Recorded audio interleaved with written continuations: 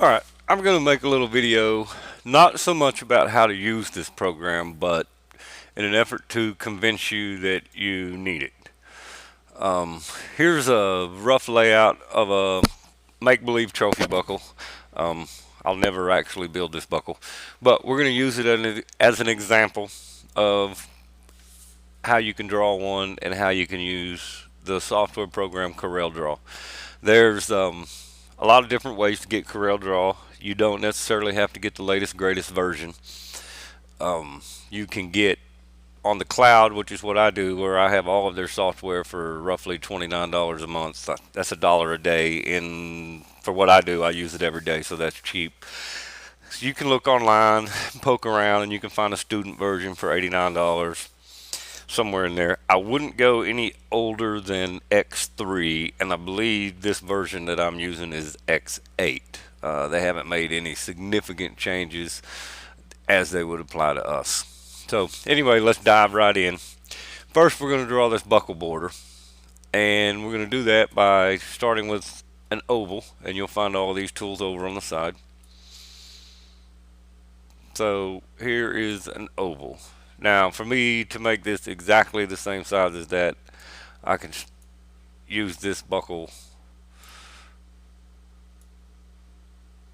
to get it exactly the same size. But the fact of the matter is, I don't really care about that much. I'm just showing you what you can do. So, let me get my oval back. Alright, so here's an oval. It doesn't have to be the same size for me to get the point across. So I drew an oval. Now I'm going to grab a square, and I'm just going to draw me a square.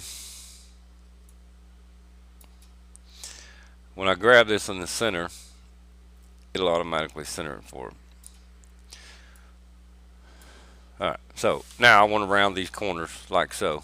So I'm going to get my shape tool. I'm just going to round those corners off pretty good.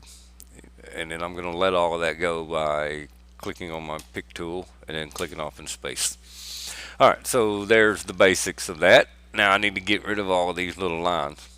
Now, in this video, I'm running through this pretty fast. I'm not a sales rep for Corel, but I think if you make buckles, jewelry, things of that nature, you'd really benefit yourself by getting this software. And I did go through the trouble of making a bunch of tutorial videos at this website. They're really cheap. It's basically to recoup the money that I spent on software to make the dang videos. So anyway, let's get rid of these lines with our line segment delete tool. And in the videos I go real slow over what button does what, because I really think that this software will help people do their job easier and better. So I've deleted all my excess lines, and now I have this shape. Now I want to, these are all different parts and pieces. I want to hook those together. So off in space, I'm going to push my mouse key down and hold it, my mouse button down, and I'm going to drag a box around all of that. Then I'm going to go to this icon right here, which is create boundary. What that's going to do is make a new drawing of that actual shape, and they're all going to be connected together and in one piece. So this is my new one, and I don't need this one anymore. It's a bunch of line segments. So with my new boundary, the next thing that I want to do is create this line right here that would be equivalent to a raised edge, or maybe you're going to actually cut this out of wood for a form and then bend the bead wire around it to solder.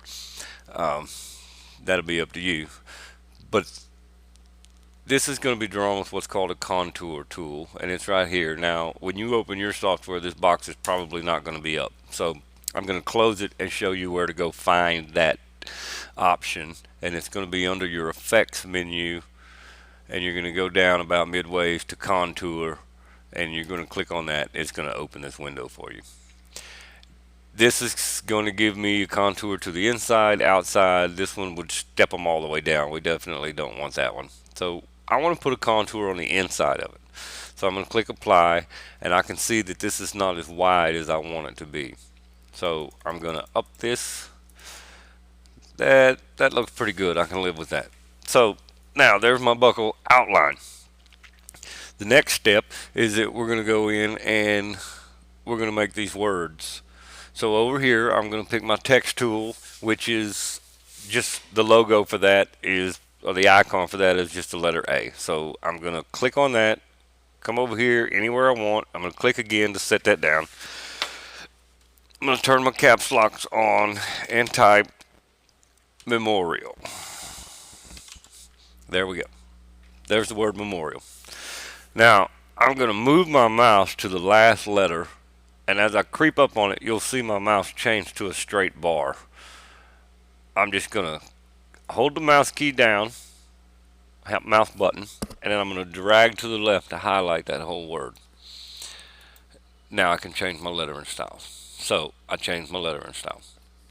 I'm going to click over here to get my pick tool, and then that's going to show me, these boxes show me that I have this item selected, and the X in the middle is so that I can move it around. And you'll see when I get my mouse over the top of it that it turns into 4 arrows. That gives me the ability to move this word around. So I'm just going to set this word right here. And these boxes, I can grab it and I can resize that word. So I'm trying to make it reach from this point right here to this point. So I'm going to drag it up just a little bit bigger and set it where it goes. Now, to stretch it and give it this shape right here, I'm going to use the envelope tool. And on these little buttons on the side, some of the boxes have a little bitty arrow in the bottom. That means that there's a drop down menu. So if I click on that, it'll drop down, and I'm going to be looking for the envelope tool. So I have the envelope tool, and the item that I had selected, which is the word memorial, now has a blue dotted box around it. And all these little node points right here, you'll see that your cursor turns into a different icon when you get near them. I'm going to grab this one, and by grabbing it, that means I'm going to move over it until my mouse changes to a cross arrow. Then I'm going to hold the mouse button down and move it with the mouse button held down, and then I can drag that up, and you'll see that it'll stretch that word up there for me. These arrows allow me to do a little bit more tweaking and bending and playing with it. So I'm just going to try to get that pretty even. That looks pretty good. I can live with that. So I'm going to go get my pick tool and just click off into space to let that go. And now that you can see those are pretty similar. Now we're going to do the word champion. So I'm going to click my text tool, just click. I'm going to type out the word champion. Same as I did before, I'm going to move my mouse to the last letter of the word until it turns into a little flat bar like that. I'm going to hold the mouse button down, drag to the left until it's all highlighted. Go back up top here, change my lettering style. There's my lettering style. I'm going to move back over here and get my pick tool. And with that selected, and I know it's selected because I have these boxes around it, I'm going to drag him down here where he goes. And I'm going to stretch that out like so. Okay. Second verse, same as the first. I'm going to get my envelope tool. I'm going to grab this box, and I'm going to stretch him down there to where I like it. That looks pretty good. Alright, moving right along, I need to put the year on there, so I'm going to get my text tool, I'm going to drop it, type in 2018 for 2018. I'm going to move my mouse to the last letter or number until it turns into a flat bar. I'm going to hold my mouse button down and drag it to the left. Now I can change my lettering style. I'm going to get my pick tool and just move this over here where it goes. With these black boxes, I can drag it, reshape it, make it as big or small as I want. We're going to go with about that size there.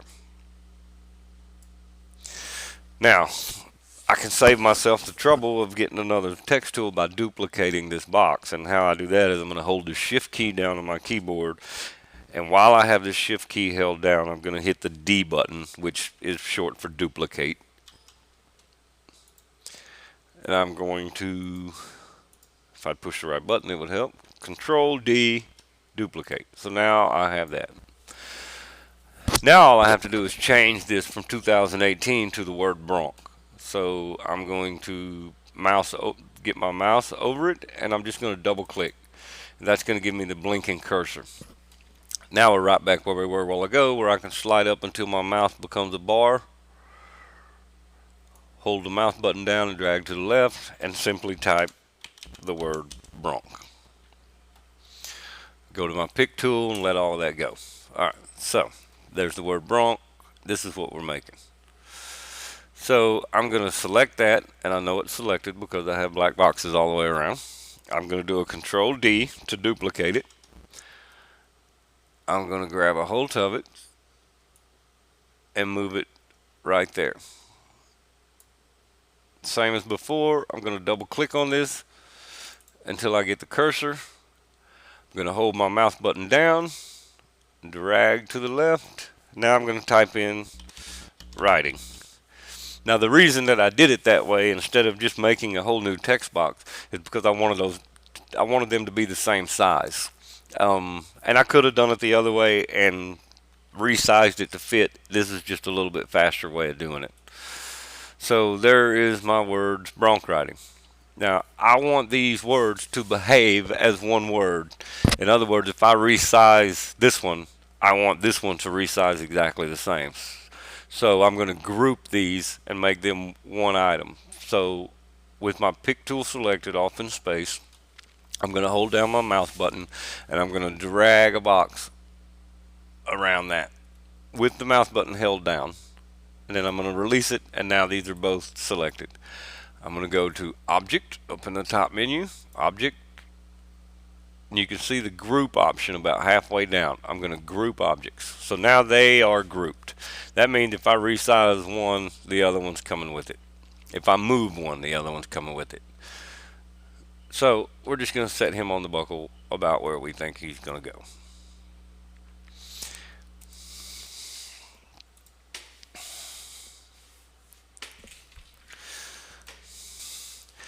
Okay, moving right along. Now we got to do something about getting this bronc.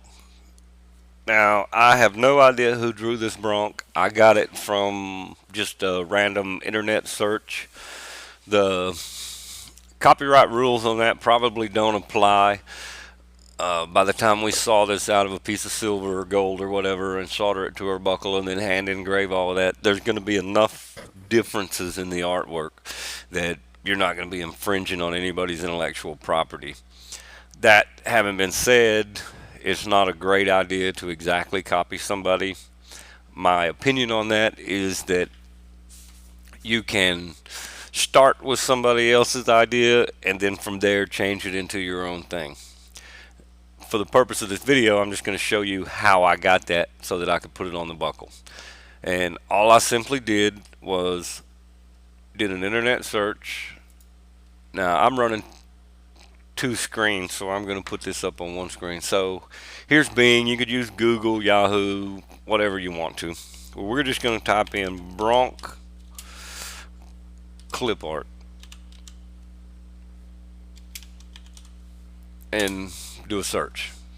Then I'm going to click images, and that's going to bring up all these different images of, you know, broncs and all this other stuff. And you can look through there and find one. This is the one that we actually use, so I'm going to click on it. And it's going to pull this image up here. I'm just going to right click with my mouse and I'm going to copy that. I don't need to save that file. I'm just going to copy it. And I'm through with this, so I'm just going to X out of that. Now back on my page, I'm going to right click again over here in space, right click, paste, and it's not going to participate. Let me pause the video and fix this.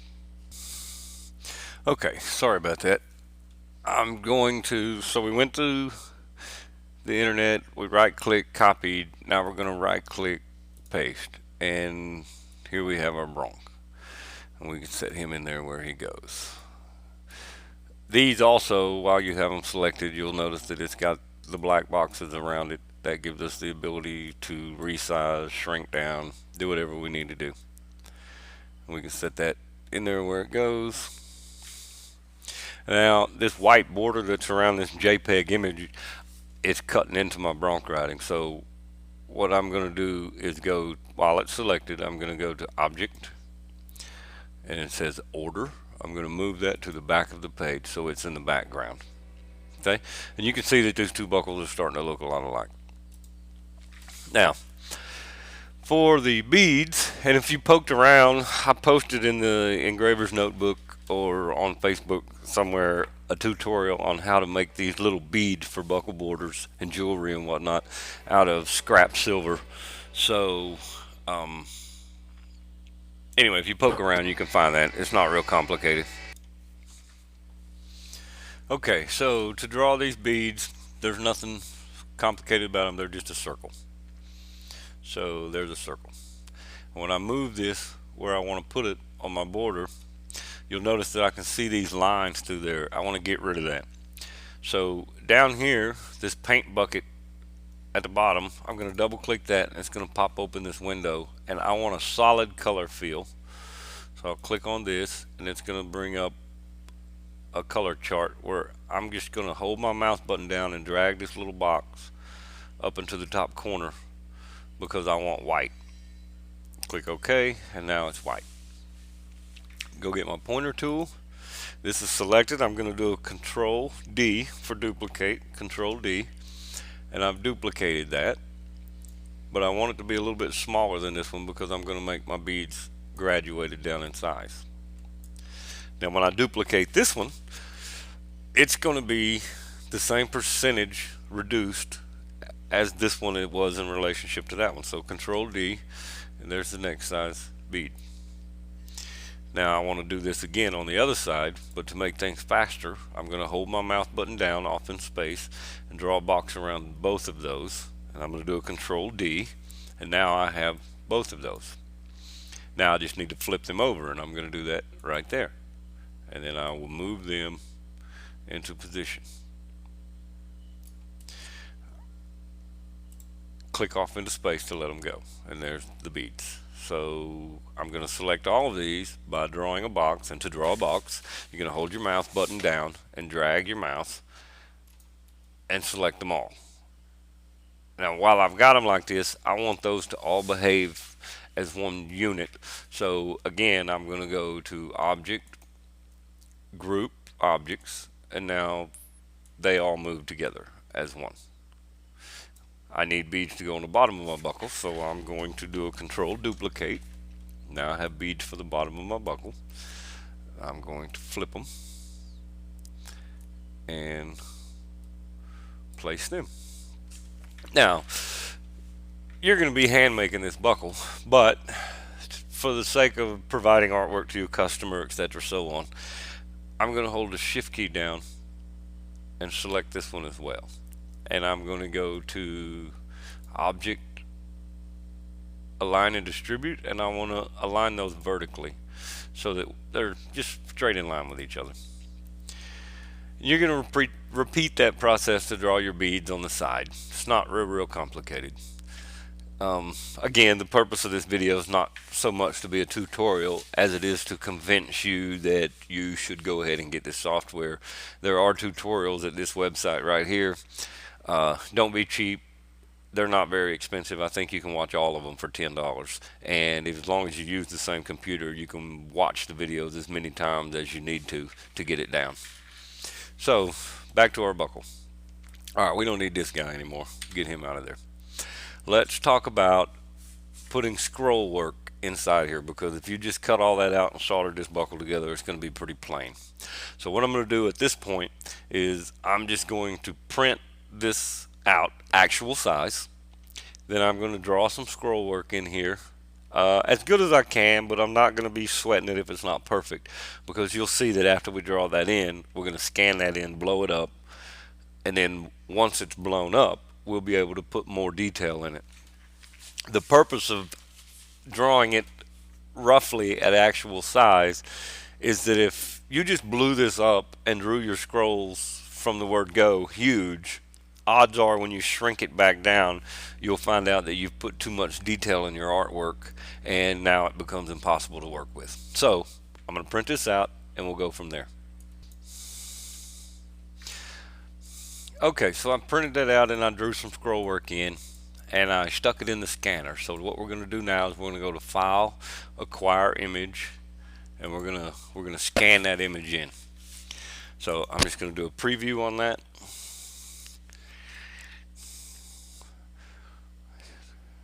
And here comes my preview.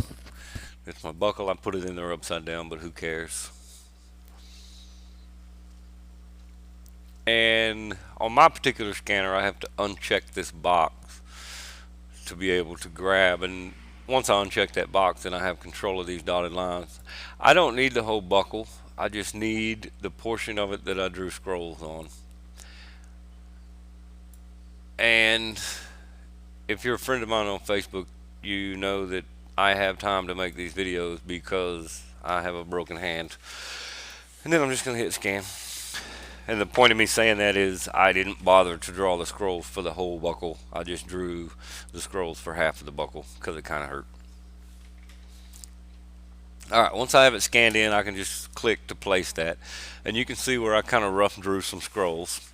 Scrolls certainly aren't perfect. They need a lot of corrections, but I'll make those corrections while it's big and a lot easier to work with. So the next step is I'm going to hold the shift key down. That's going to give me cross arrows. What the shift key does, if you hold it down while you're resizing, is that it keeps everything in scale. So there I am, blown up, printed out real big, or blown up big. Now I'm just going to print this out. Then I'm going to take another piece of paper and I'm going to trace over these scrolls with a black Sharpie, an ultra fine tip black Sharpie. And at this point I can make any changes. I can clean up the leaves. I can get all this true and crisp. And I'm going to do those changes with it at a big size. I'm not going to worry about the wording or the buckle border or the bronc or any of those things. I'm just worried about the scrolls. So I'm going to print this out, clean these up, draw over them with a Sharpie. Like this line right here where the backbone of that smaller scroll is coming through. Obviously, whenever I trace around this, I'm not going to trace that line so that this leaf is in front of that scroll, and so on. Alright, here we go. Okay, so I printed that out and I drew around them or cleaned them up with a ultra fine tip black Sharpie, and I don't need this anymore. So I'm just going to delete that, and then we're going to scan in our artwork. Go back to Acquire. This time I'm going to change my scanner from color. I'm going to change it to black and white, and I'm going to do a preview.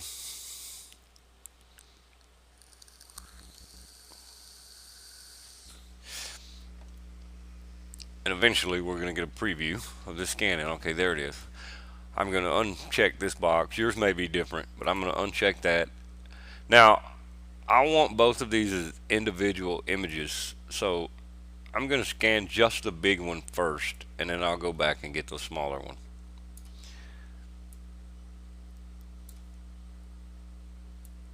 Alright, so I got just what I need. I'm going to hit scan and scan that one in.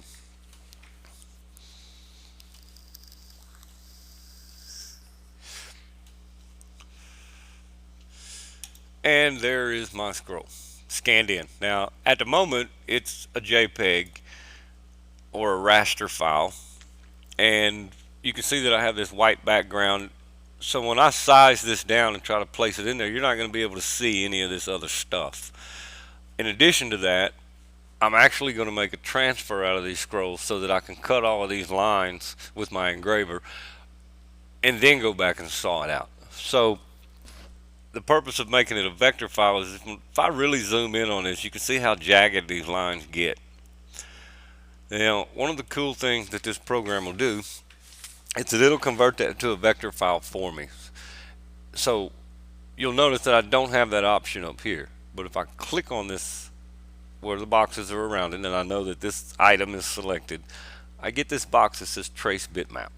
So I'm just going to go down to outline trace and line art because that's all I need, and it's going to automatically trace that, and you'll see this turn into what looks like a checkerboard. That's telling me that the background has been removed, like so. So that looks pretty good. I'm just going to click OK, and now I'm back. Here is the JPEG, here is the vector. And I want you to look at the difference in line quality.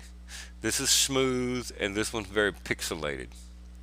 This right here will make a much better transfer than this. When you look at this, especially under a microscope, it's going to be like you're looking at an old newspaper print or something, where this is going to be a crisp, solid black line. Alright, so we don't need the one in the back. Get him out of here. Now this one, we're going to want to size it to fit in the spot where it was drawn to go. So holding the shift key down and grabbing it by one of the black boxes on the corners, I'm going to scale this down. And then I will put him over here where he was dreamed up to go. And I can play with that, get it bigger, smaller, however full I want to get it. Something that's important to note is while an item is selected in this program, you can use the arrow keys on your keyboard and bump something around to help you get it lined up. So I'm just going to click off in space to set that down right there and call that good.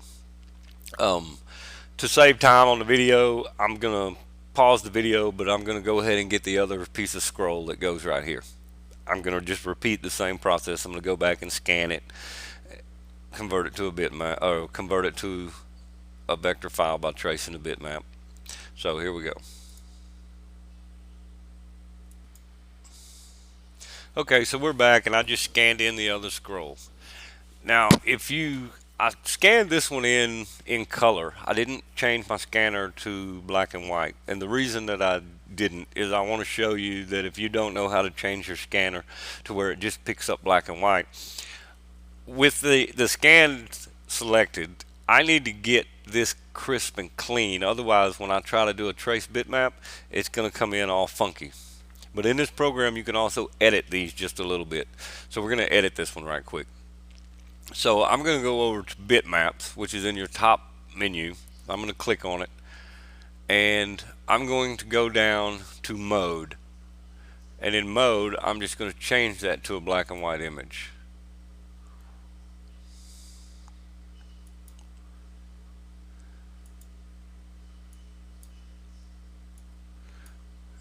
Alright, so this is going to happen to you. Whenever I tried to change that, it picked up absolutely nothing. This will happen to you. Don't freak out. Just cancel out of that. And we're going to do a little bit different deal where we're going to go up here to bitmap and we're going to go to image adjustment lab. And then we're going to take the brightness bar and we're going to darken it. And we're going to take the contrast bar and we're going to slide it this way until we have a much cleaner image to work with. I'm going to click OK. That's going to change it to that. Now I'll go back to bitmaps. I'll go to resample, or I'm sorry, mode, and change it to a black and white. And now we picked it up. Okay, great. Everybody's happy now. Now we can go on about our business. You can see why I just let my scanner pick it up as black and white, and it saved me those 2 steps. But anyway, that's how to do it if you accidentally scan it in color. So back to trace bitmap, outline trace, line art, go through the same process again. Alright, I've got my checkers in the background. That means there is no background. That's awesome. We're going to agree with it. Click OK. Now I have my new one and my old one. We don't need this one anymore. And then we're going to do the same process that we did a while ago. We're going to select this. We're going to hold shift down so that we resize it in scale. We're going to drop it down and place it in the buckle where it goes. Alright, that's small, so I'm going to hold shift down and resize this to where it is closer to the size that it's intended to be. And by the way, do not laugh at my scrolls. I drew them with a broken hand. Alright, so there is the scroll work for this buckle. If this buckle was symmetrical, in other words, if this area on both sides was the same, I could just Control D to duplicate that. These are your flip around buttons. I could flip that around this way and set him in there on this side, bump him around with my arrow keys until I got it where I wanted. But you can see that this really doesn't work because it covers up the horse's tail. Maybe you could cut that off. Maybe you could work it. I suggest just biting a bullet and drawing fresh new scrolls for this side. using the same process that we used to get these. So I'm going to control D this one and flip it around. You're going to see it doesn't fit very well either. So again, you're going to want to draw a new scroll element for this side of the buckle. But that'll give you the idea of how to do it. So we're just going to get these out of here because they don't fit. Now, all of these pieces would be sawed out of silver, brass, gold, copper, bronze, whatever you're going to use. These, you're going to want to make a transfer of so that you can print it out on a transfer them to your metal, and cut all of these lines first. If you wanted to do it that way, you could just put them on sticker paper and go with it. But if you were going to make a transfer of these, they're going to print really good because they're a vector file. You just want to remember that you're going to mirror these images. In other words, you're going to flip them over in reverse, because when you do the transfer, they're going to reverse back the other way. So with the item selected, to do that, all you're going to do is just flip them here and then print it out on your parchment paper and go on about your business. Again, this was not intended to be a tutorial video. It's just to let you know that if you're not using CorelDRAW, you might as well get on board and start using it, because it's going to save you a lot of time. And you could, once the scrolls were on the other side, you could very simply export this, go to File, Export. I could export, I could name it whatever I wanted to and export that as a JPEG or a bitmap, and now I have a file that I could Facebook message or email or whatever to the client and get their approval on the artwork before I built the buckle. For slower, more detailed tutorials, go to this website right here. The tutorials start from the basics and progressively get a little bit more complicated, and I'll be making videos over the next, hopefully just the next few days, until my hand gets better and I can get back to engraving. The videos are cheap. They're $2.50 a piece, and as long as you're on the same computer, you can watch them as many times as you want for $2.50. Thanks.